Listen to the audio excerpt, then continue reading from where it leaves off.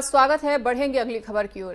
प्रदेश के पूर्व कैबिनेट मंत्री डॉक्टर हरक सिंह रावत की करीबी रही शिक्षा विभाग की खंड शिक्षा अधिकारी दमयंती रावत पर शासन ने जांच का शिकंजा कस दिया है। वहीं दमयंती रावत पर भवन और सन्निर्माण कर्मकार कल्याण बोर्ड की सचिव रहते हुए बिना प्रशासनिक अनुमति के 20 करोड़ रुपए देकर वित्तीय अनियमितता का आरोप लगा है। मामले की जांच के लिए 3 सदस्यीय समिति का गठन हुआ है। वहीं शिक्षा सचिव रविनाथ रमन की ओर से जारी आदेश के मुताबिक दमयंती रावत उत्तराखंड भवन एवं अन्य सन्निर्माण कर्मकार कल्याण बोर्ड देहरादून में सचिव के पद पर कार्यरत थीं। इस दौरान उन्होंने कोटेद्वार में मेडिकल कॉलेज की गैर प्रशासनिक वित्तीय स्वीकृति प्राप्त परियोजना के पक्ष में बिना सक्षम प्राधिकारी और प्रशासनिक अनुमति के कर्मचारी राज्य बीमा योजना को ऋण के रूप में 20 करोड़ रुपए हस्तांतरित किए थे। सचिव के अनुसार दमयंती ने ऐसा कर वित्तीय नियमों का उल्लंघन किया। वहीं दमयंती ने इस पर अपना पक्ष रखते हुए सभी आरोपों को अस्वीकार कर दिया है।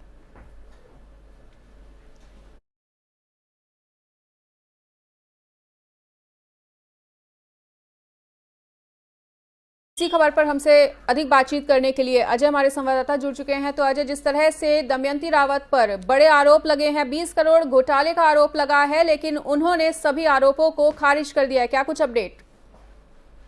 देखिए, दमयंती रावत पर भवन सन्निर्माण कल्याण बोर्ड की ओर से जो आरोप लगाए गए हैं उसमें उन्होंने अपनी तरफ से इस आरोप को पर इनकार किया है और ये कहा है कि उन्होंने जो भी कार्य किए हैं वो सारे कार्य नियमानुसार किए हैं। और चूंकि जब वो सचिव के पद पर थी उस विभाग में, तो उन्होंने कहीं से भी कोई वित्तीय अनियमितता नहीं की है और उनके ऊपर जो आरोप लगाए जा रहे हैं वो आरोप बेवजह है।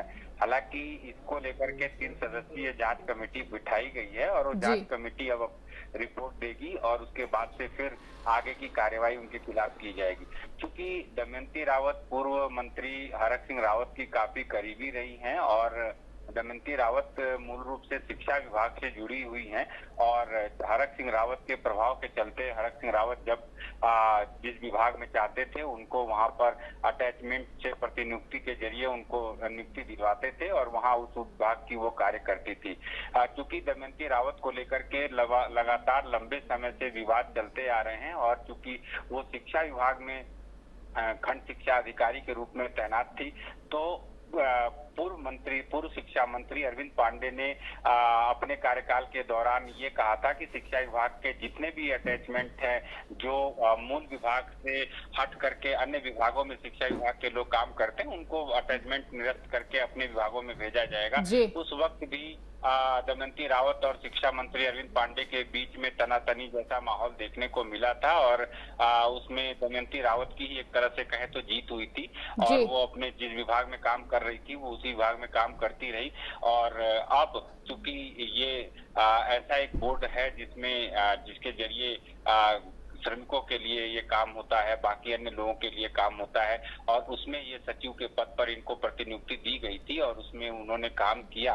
और जब हरक सिंह रावत चूंकि जब मंत्री पद से हटे तो उसके बाद से वो भी उनको भी हटना पड़ा।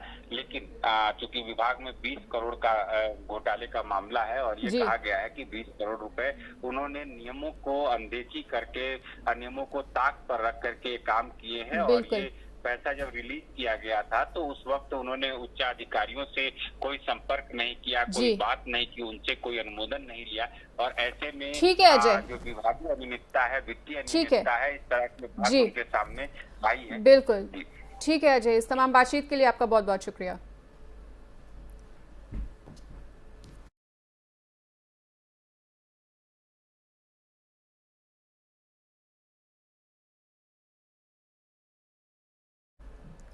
धर्मनगरी हरिद्वार में 14 जुलाई से कांवड़ मेले का आयोजन होने जा रहा है, जिसको लेकर जिला प्रशासन के द्वारा तमाम तैयारियों से पहले तैयारियां पूरी कर ली जाएंगी। वहीं जिलाधिकारी विनय शंकर पांडे ने हरिद्वार के सभी विभागों के साथ और अधिकारियों के साथ बैठक की।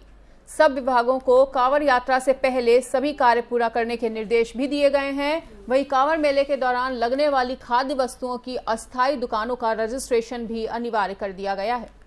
खाद्य सुरक्षा अधिकारी राजेंद्र पाल ने बताया कि मेले के दौरान लोगों के द्वारा किसी भी एक खाद्य वस्तु की दुकानें लगाई जाएंगी और उनको ऑनलाइन रजिस्ट्रेशन व खाद्य सुरक्षा विभाग से लाइसेंस लेना अनिवार्य होगा। साथ ही उन्होंने बताया कि हमारे द्वारा एक टीम भी बनाई गई है जो समय समय पर दुकानों पर जाएगी और खाद्य वस्तुओं की गुणवत्ता की जांच करेगी। दुकान पर किसी तरह की मिलावट या कोई अन्य कमी पाई जाएगी उसके विरुद्ध उचित कार्रवाई का निर्देश दिया जाएगा। ये अभी हमने कांवड़ मेला स्टार्ट हो रहा है, इसमें हमने एक टीम गठित करेंगे और ये जो प्रतिदिन जो है निरीक्षण करेगी उन एरियो में, और जो जिनके पास भी जो भी अगर गलत सामान पाए जाएंगे तो उनके हम सैंपलिंग करेंगे। जो ये इनमें अस्थायी जो दुकानें लगती हैं इनके हम ऑनलाइन रजिस्ट्रेशन जारी किए जाते हैं, उनके द्वारा अप्लाई करने के बाद हम इनको लाइसेंस या रजिस्ट्रेशन जारी कर देंगे। भाई हमारे यहाँ ऐसा है कि जो फूड सेफ्टी ऑफिसर हैं वो प्रतिदिन निरीक्षण करेंगे एरिया के, और अगर यदि कोई हमें गलत पाया जाता है तो उन पर।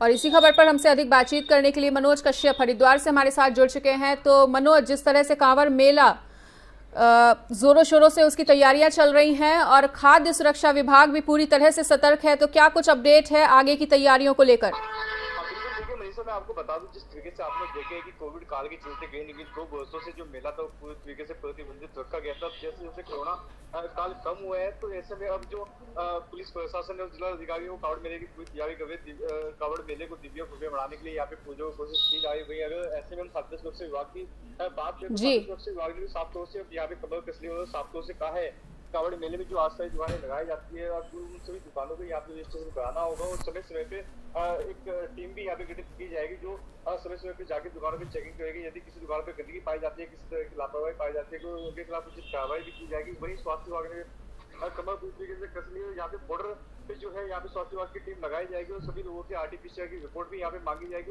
लोगों का वैक्सीनेशन नहीं हुआ है उनका वैक्सीनेशन सुविधा जो है यहीं पे बॉर्डर पे किया जाएगा। वो बॉर्डर की सुरक्षा भी बढ़ा दी गई है। कहीं न कहीं जिस तरीके से कांवड़ मेला अब 14 जुलाई से होना तय है तो यहाँ पे उसको लेकर पुलिस प्रशासन ने तमाम तैयारियां कर ली है। कुछ ही दिनों के बाद में यहाँ CCTV कैमरे तमाम जगहों पे लगा दिए जाएंगे सुरक्षा को ध्यान में रखते। जी मनीषा, बिल्कुल ठीक है मनोज। तो कहा जा सकता है कि हरिद्वार के जिलाधिकारी और प्रशासन पूरी तरह से अलर्ट मोड में नजर आ रहा है कांवड़ यात्रा को लेकर।